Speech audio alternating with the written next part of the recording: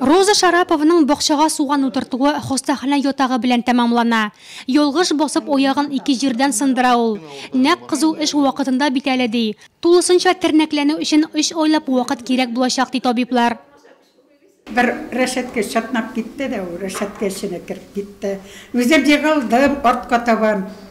Yalqış şuup getdi ayaq. Anarsan ortqa taban etdim də park kişi bile tartıb aldım ayağımla. Mınday insanlar şuva edip gipuslar saldılar da ringit kaçırdılar, eğlendirip. Indi akırdım indi, vallahi da eğlendirge şakırdım. Vallahi eğlendirge şakırdım. İki tapkır bit, iki tişte bit. Сыну бәреле пешү, травматизмның төрләре бихисап. Күпләр җәрәхәтләнсәләр дә узар әле белән генә шикләнә.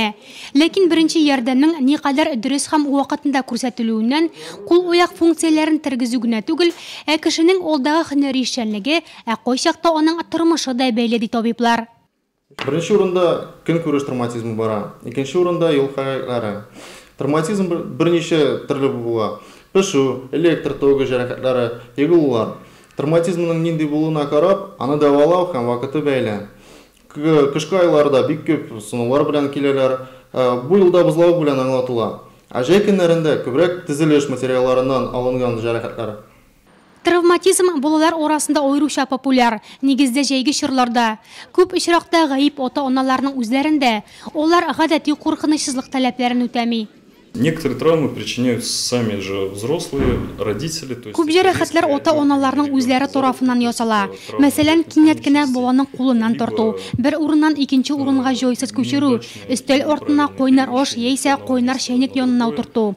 Шулай ук мунчада баланы ялгыш кайнар суга утыртып пешерү чираклары да шактый.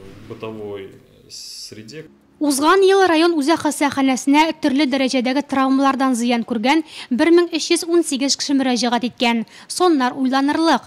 Аеруча җәй айларында табигать кочагында ял иткәндә зыян күреп, мөрәҗәгать итүчеләрнең саны арта ди табиблар.